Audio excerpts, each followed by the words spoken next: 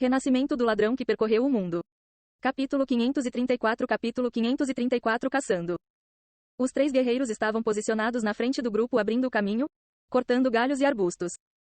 Ni Yan considerou muitos métodos para eliminar este grupo, um dos quais ele tinha o dragão de asas negras emboscando-os do céu. No entanto, ele decidiu guardar isso para o final. O dragão de asas negras era seu trunfo. Ele só revelaria isso durante um momento crucial. Afinal, ele não sabia quantas montarias voadoras a Alliance of Mages tinha do lado deles. Mais uma coisa a considerar era a densidade da floresta. Se eles fossem se esconder, seria incrivelmente difícil encontrá-los. O dragão de asas negras era mais adequado para lutas nos céus. Ni Yan decidiu abatê-los ele mesmo. Mesmo estando em desvantagem numérica, seria moleza para ele. A floresta era o seu domínio. Os magos na parte de trás do grupo estavam conversando uns com os outros. Quando o assunto da conversa mudou para as Kickers United, suas vozes eram cheias de desprezo. Mesmo que a Kickers United seja poderosa, eles antagonizaram muitas pessoas, até mesmo provocando a hegemonia na indústria de realidade virtual como o grupo financeiro Century. Isso é praticamente estar pedindo para morrer. Neste momento, o grupo financeiro Century não está realmente mostrando sua força. Se eles dessem tudo deles, eles teriam inúmeros métodos para acabar com as Kickers United. Ouvindo suas palavras, Ni Yan zombou interiormente. Ele lentamente se aproximou de um dos magos arcanos por trás. 5 metros, 3 metros, 1 metro. Ni Yan de repente avançou em direção ao mago arcano como uma flecha solta de um arco. Acreditando na segurança dos números, esses 11 jogadores inevitavelmente relaxaram a guarda, ainda que apenas um pouco. Ni Yan atingiu o mago arcano na parte de trás com Smothering Strike. Seus movimentos eram rápidos demais. Antes que os outros pudessem reagir, ele já havia assassinado o mago arcano com backstab. Seu equipamento era excelente e ele estava em um nível muito mais alto do que eles. Fazia sentido que um mago molenga não pudesse sobreviver ao seu dano explosivo. Quando os outros magos olharam, tudo o que viram foram as chamas negras da espada de Zenard na mão de Ni Yan. É Nirvana Flame. Um dos elementalistas gritou de medo. Nenhum deles esperava uma emboscada. No momento em que o notaram, Ni Yan já havia matado um de seus companheiros. Eles levantaram seus cajados e atacaram Ni Yan com uma enxurrada de magias. Eles eram todos elites de grandes guildas e organizações de jogos. Mesmo que o nome do Mad Hog causasse terror em seus corações, eles reprimiram esse sentimento. Eles sabiam que agora era a hora de retaliar, não encolher de medo. Ni Yan evitou as magias com Gale Step e desapareceu de vista. Um dos elementalistas começou a recuar, quando uma adaga apareceu ao lado de seu pescoço. Cutthroat. Com um som de PSHH, o sangue jorrou como um chafariz. Quando o elementalista desmoronou, Ni Yan se desmaterializou atrás dele. Que velocidade assustadora! Os jogadores restantes sentiram um suor frio em seus pescoços.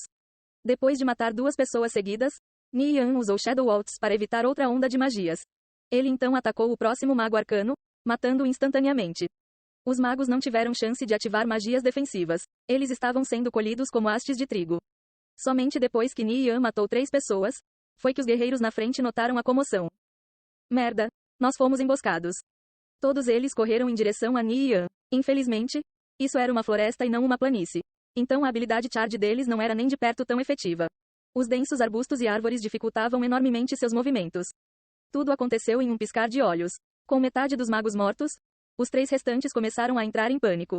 No passado, sempre que encontravam um especialista de ponta, ainda podiam confiar em sua habilidade para aguentar alguns momentos, dando tempo suficiente para que o suporte chegasse. Mas eles nunca haviam encontrado esse tipo de situação antes. Eles tinham ouvido histórias sobre as façanhas do Nirvana Flame. Contudo, sempre acharam que esses rumores eram exagerados. Ni Yan era muito rápido, tão rápido que não tinham tempo de reagir ou ativar nenhuma habilidade. Apenas levantar seus cajados já levava tempo demais. Somente depois de testemunhá-lo em ação, eles entenderam por que Ni Yan era chamado de Mad Hog. Os 3 magos perderam toda a vontade de lutar e correram por suas vidas dando as costas ao inimigo. Os olhos de Ni Yan brilharam com uma luz fria. Assassinate. Ni Yan alcançou facilmente um dos magos que fugiam e o esfaqueou no peito com a espada de Zenard. Mais um caiu. Apenas 2 magos e 3 guerreiros permaneceram. Os 2 ladrões estavam longe de serem vistos. Eles provavelmente estavam correndo agora. Os 3 guerreiros finalmente chegaram ao local. Eles tentaram arrastar Ni Yan para uma luta corpo a corpo, apenas para vê-lo desaparecer diante de seus olhos. Merda, não deixem-no escapar. Ele ficou invisível. Nós temos alguma habilidade que pode revelar o stealth? Não. Após essa breve troca, a floresta se acalmou mais uma vez. Os 3 magos e guerreiros pararam, tentando investigar a posição de Ni Yan. No entanto, seus esforços foram completamente fúteis. Nenhum deles tinha a consciência alta o suficiente para encontrar Ni Yan. Um dos jogadores de nível mais alto entre eles, um guerreiro nível 72, cuidadosamente avançou.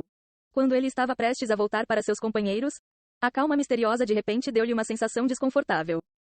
Neste momento, uma luz fria passou por seus olhos. Ele tentou retaliar com tendão break afobadamente, mas a espada de Zenard já havia mergulhado em sua testa. Ele ficou paralisado. Depois de um backstab e eviscerate, o guerreiro desabou no chão. Quando os outros 4 se viraram para olhar o barulho, tudo o que viram foi um cadáver no chão. Era como se Ni Yan nunca estivesse lá. Eles examinaram nervosamente as árvores ao redor, mas não conseguiram encontrar nenhum sinal de Ni Yan. Este era um tipo de terror sem forma. Eles não tinham ideia de quando ou onde Ni Yan atacaria novamente. Quando Ni Yan entrava em ação, ele sempre matava seu alvo. Os 2 ladrões, ao finalmente darem falta do resto da equipe, retornaram rapidamente. Um dos ladrões, vestido com uma armadura de couro cinza, perguntou: "O que está acontecendo aqui?" Os outros estavam prestes a avisá-lo, quando chamas negras se espalharam pelo ar. O ladrão não teve nem a oportunidade de perceber o que estava acontecendo quando desabou no chão. Os jogadores restantes se entreolharam e se afastaram em direções diferentes. Nesse tipo de situação, era melhor que alguns deles escapassem com suas vidas. Senão Ni Yan continuaria cortando-os um por um.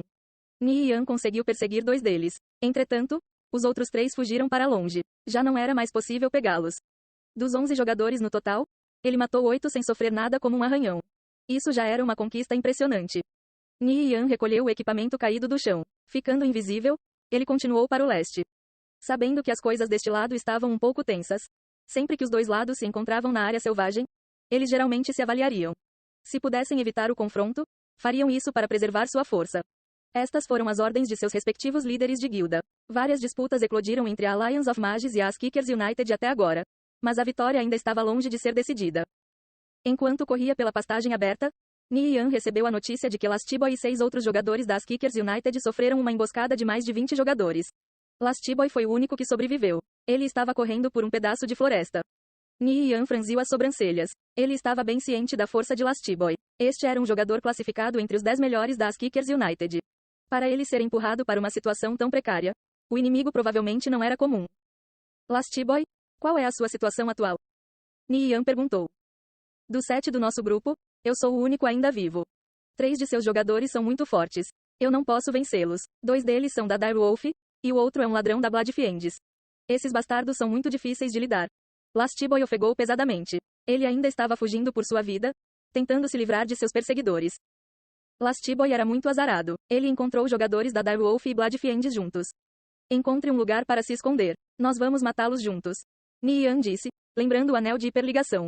Era o item perfeito para virar a maré. Os olhos de Lastiboy se iluminaram. Ele imediatamente entendeu o significado das palavras de Ni Yan. Eu vou atraí-los. Ni Yan imediatamente entrou em contato com Blade Light e os outros. Depois disso, todos se prepararam para a batalha. Em algum lugar em uma floresta nas profundezas das montanhas, Lastiboy estava fugindo por sua vida. Ele estava sendo perseguido por mais de 20 jogadores. Droga, que bastardo escorregadio. Eu quase fui morto por ele. Felizmente, aquele cara da Dire Wolf me salvou na hora certa. Um ladrão se alegrou, olhando para os 2 jogadores encapuzados à frente em admiração. Aqueles 2 jogadores da Dire Wolf haviam deixado todos completamente convencidos de suas proezas. Esta organização definitivamente fez jus ao seu nome. Como tal, todos eles obedientemente ouviram todos os comandos que os 2 da Dire Wolf deram, sem ousar questionar. Em Conviction, a força é igual ao status. Gameboa, nessa troca agora, o que você acha da habilidade daquele cara Lastiboy?